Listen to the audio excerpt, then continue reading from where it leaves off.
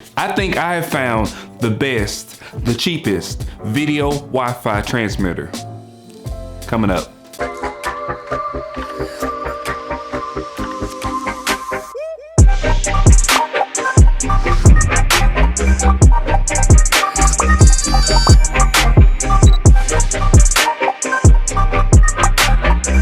What is up, beautiful people? TJ here with another episode of What the F Stop. Today we're going to be talking a little bit about the CineEye 5G wireless video transmitter.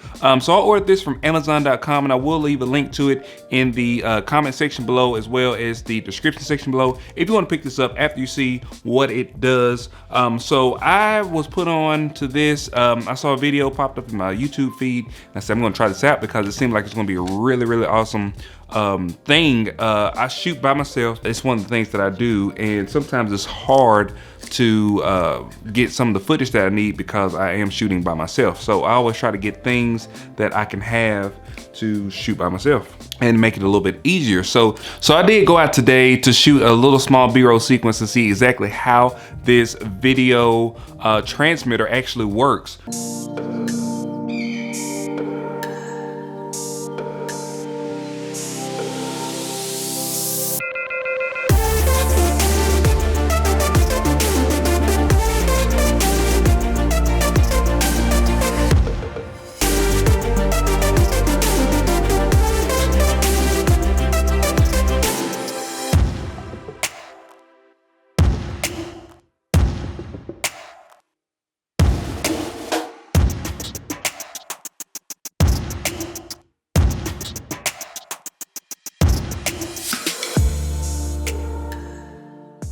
So I also got a few other things that I used. So I'm gonna give you a little details about the gear that I'm gonna be using in this video.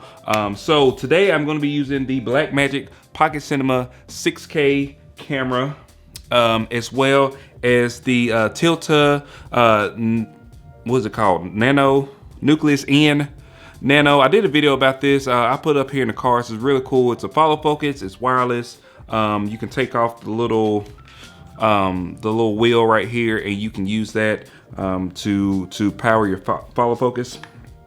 I'm also going to be using the DJI Ronin S. There is some wireless capabilities with this that I'm going to be able to use while I'm out filming by myself. So I want to give you a few details about the video transmitter by Asun. All right, so this is it. This is how small it is. It's about 12 grams in weight. It's super tiny, it's super portable, but it is really high quality build. It has some little antennas that fold down. So if you want to throw that in your bag or in your pocket or whatever, you could. It has a 1/4-20 hole at the bottom of it, and it comes with this little thing that you can hook up to a hot shoe mount. It does have a full-size HDMI port in it. So right now you can see that I have something plugged into it because I'm actually transmitting it to my iPad right now. So I'll show you that here in just a minute. It has a little bit a home or a start button right there, power button. It has a USB-C connector to charge it up. So all I did today was I pulled it out of the box, I turned it on, I downloaded the app, and I was ready to go essentially. So I know some people had been reporting that there were some connectivity issues and different things like that, but I haven't seen any kind of connectivity issues while I've been using this. I will say that if you are, when you're filming by yourself, it's always a little bit cumbersome anyway to get, you know, your gear and get your shots and different things like that. So one thing that I will note is that every time you turn this off and turn it back on, you're gonna have to reconnect everything. So you will have to reconnect the Wi-Fi. The password should be saved in your phone. I'm using the iPhone, so my passwords automatically save with the same type of Wi-Fi signal. So when I connect to it, I don't have to put in no password, but you do have to reconnect to it and then open the app back up, and then, you know, and then click monitor, and it will pop up as the transmitter. And I didn't have any issues today. I have the Wi-Fi set on auto, but you can set it to different. It has like 12 different Wi-Fi stations that you can use. I put it on auto because it does choose the one that has the best signal, which is really good, especially if you're in a place where there are other Wi-Fi signals. It will choose the best signal possible if you have it on that auto setting. But if you can't get it to work, you can choose the different channels, and then you can find the one that actually will work for you. All right, so it does come with I guess every kind of HDMI cable that you can think of. It has the micro, the mini, as well as a normal size HDMI. So with my Blackmagic Pocket Cinema 6K camera, it actually accepts a full-size Wi-Fi signal. So I am going to be using that to hook up to the camera. But right now I have it hooked up to a micro HDMI and it's working perfectly. You can see right here. This is myself watching myself. It's like video inception. So yeah, I mean, it works really good. The latency is, I mean, you can see how much it is. It's not that bad. I did notice when I was like trying to pull focus today with my Tilta wireless nucleus in, I would have to do it very slowly because it had to take a minute, or not a minute, but it took a couple seconds, or a second, not even a second. I think it's 60 milliseconds is what it is, the latency. But it took whatever time it took to kind of catch up to actual real time. So I just did it just a little bit slower. That way, whenever I did get the perfect focus, I didn't go past it, you know what I mean? So that's one of the things you have to think about. There is going to be some latency. It's wireless. So obviously, you know, there's going to be some latency with it.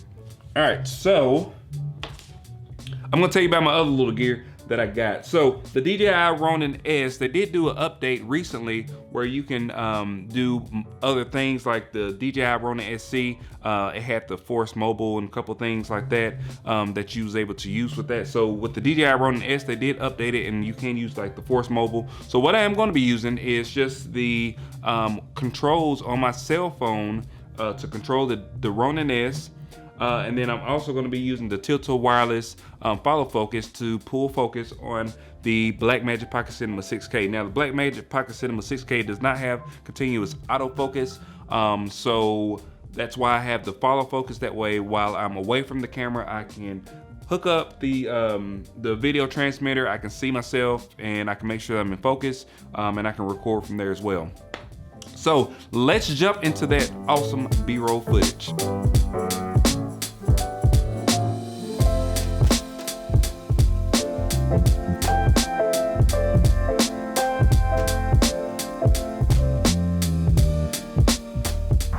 All right, so I'm going to try to show you everything that I had on here with this. So this is my little tripod that I got, the DJI Ronin S. This is the Asun, the wireless monitor splitter, whatever it is.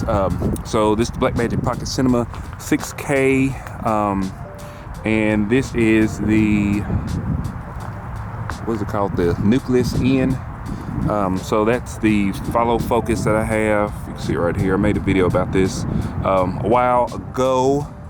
So if you can see, I can wirelessly focus with this little gadget here.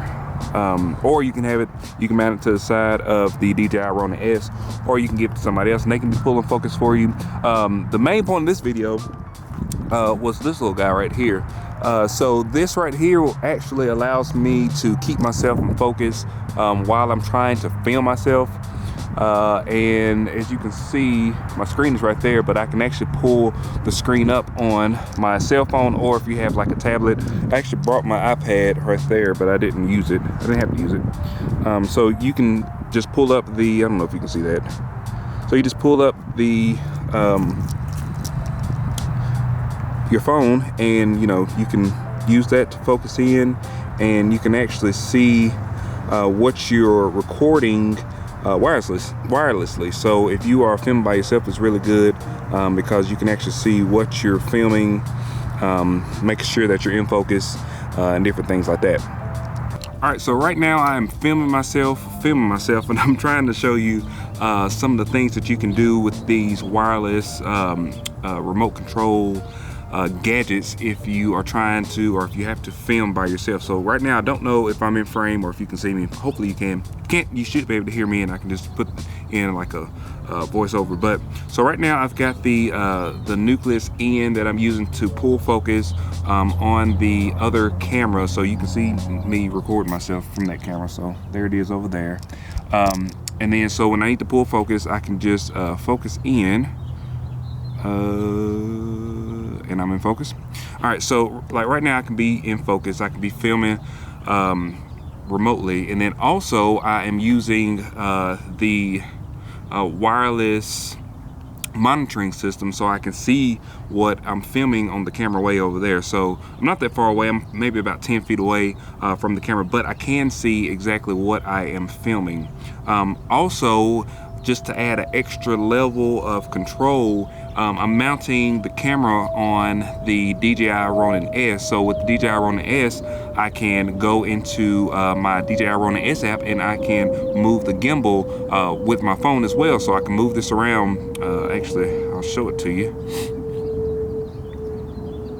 So I can go to the DJI Ronin app, and I can move the camera around, and you'll be able to see it move a little bit over there. So if you are planning on shooting by yourself, I do recommend setting up some kind of system where you can film by yourself and have all these different things. So let's go back to the studio. Whew. All right, so that is going to be it for today, guys. I really appreciate you guys for watching. If you like these types of videos, please like, share, and subscribe. I really appreciate it. Also hit that bell icon so you can get notifications whenever I release new videos. I am going to leave a link to the CineEye by Asun in the description section below, as well as the comment section below. I'll also leave a link to all of the other wireless gadgets that I use, which is going to include the wireless follow focus, which I do have a video about that, and the DJI Ronin S. You can use the SC depending on what kind of camera you're using. With the Blackmagic Pocket Cinema 6K, you can't use a DJI Ronin SC. It's a little bit too small, but I think that's going to be it. So I will see you guys on the next one. Peace.